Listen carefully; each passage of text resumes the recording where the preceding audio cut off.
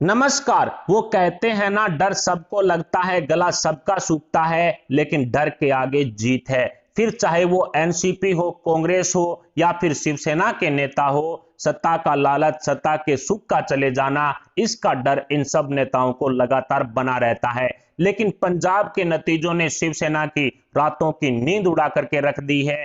शिवसेना का दिन का चैन छीन चुका है। यही वजह है कि एनसीपी नेता नवाब मलिक के जेल जाने के बाद अब उनके इस्तीफे की फांस मुख्यमंत्री उद्धव ठाकरे और शरद पवार के बीच में एक बड़ा मुद्दा लगातार बनती जा रही है। शरद पवार तो अब भी नवाब मलिक से इस्तीफा न लेने पर अड़े हुए हैं, लेकिन उद्धव ठाकरे बॉम्बे हाईकोर्ट से भी नवाब मलिक को राहत ना मिलने के बाद ये सोच सोचकर डर गए हैं कि ये मुद्दा कहीं बीएमसी चुनाव में शिवसेना को ना ले डूबे। एक तो पहले से शिवसेना के नेता और उनके चेले चपाटे ईडी और इनकम टैक्स समेत कई केंद्रीय जांच एजेंसियों के निशाने पर है, और ऊपर से नवाब मलिक का मामला तो टेरर फंडिंग और अंडरवर्ल्ड के साथ सांठगांठ से जुड़ा हुआ है। ऐसे में कहीं बीएमसी चुनाव में नवाब मलिक के इस्तीफे को ही बीजेपी सबसे बड़ा मुद्दा ना बना ले।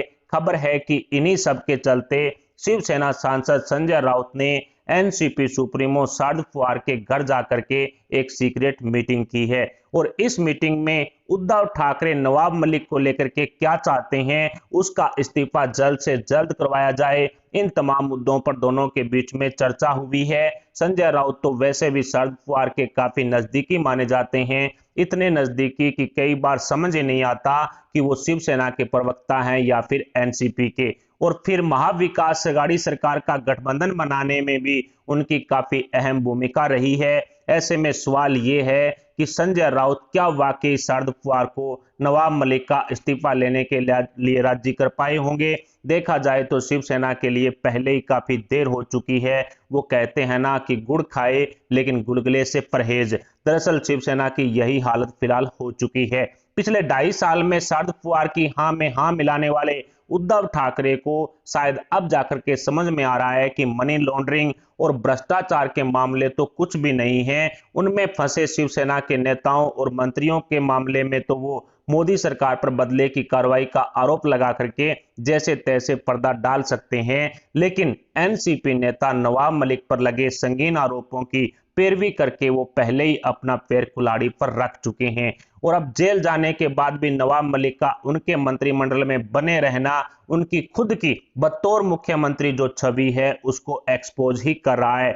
महाराष्ट्र के सियासी हलकों में तो ये बात पहले से ही सुनी सुनाई जाती है कि एनसीपी सुप्रीमो शरद पवार ही महाराष्ट्र के सुपर सीएम हैं। उद्धव ठाकरे तो उनके इशारों पर ही नाचते हैं। और नवाब मलिक के मामले में तो ये बात खुल करके तब सामने आ गई थी जब एनसीपी चीफ शरद पवार ने एनसीपी नेताओं की बैठक के बाद उद्धव ठाकरे को यह फरमान भेजा था कि नवाब मलिक से इस्तीफा ना लिया जाए। उद्धव ठाकरे तक ये संदेश पहुंचने से पहले ही ये खबर मीडिया में आ गई थी, और अब नवाब मलिक का मंत्री पद पर बने रहना इस बात पर मोहर भी लगा रहा है कि उद्धव ठाकरे बतौर सीएम कितने बेबस हैं कि वो अपने एक मंत्री से ना तो इस्तीफा ले सकते हैं और ना ही उन्हें बर्खास्त कर सकते हैं। फिर बीजेपी तो ये भी आरोप लगा रही है कि शरद पवार पर दाऊद इब्राहिम का दबाव है, और इसी के चलते वो नवाब मलिक को मंत्री पद से हटा नहीं सकते। बस उनके हाथ में नवाब मलिक को मुंबई एनसीपी के अध्यक्ष पद से हटाने का अधिकार था, और वो उन्होंने कर दिया। बाकी तो इस मामले में शरद पवार भी बेबस हैं। फिर ये भी तो सच है कि बीएमसी चुनाव में एनसीपी दूर दूर तक कहीं है ही नहीं, उसका कोई जनाधार नहीं है। ऐसे में अगर शिवसेना और एनसीपी साथ मिलकर बीएमसी चुनाव लड़ रहे हैं तो फायदे की वजह शिवसेना का नुकसान होना तय है।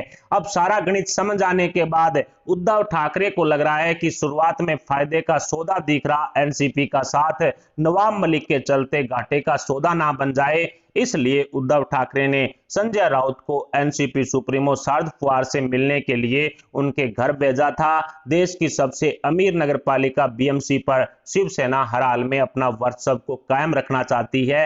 हालांकि 2017 के बीएमसी चुनाव में भारतीय जनता पार्टी ने 82 सीटों पर जीत दर्ज की थी, जबकि शिवसेना ने 84 सीटों पर जीत दर्ज की थी।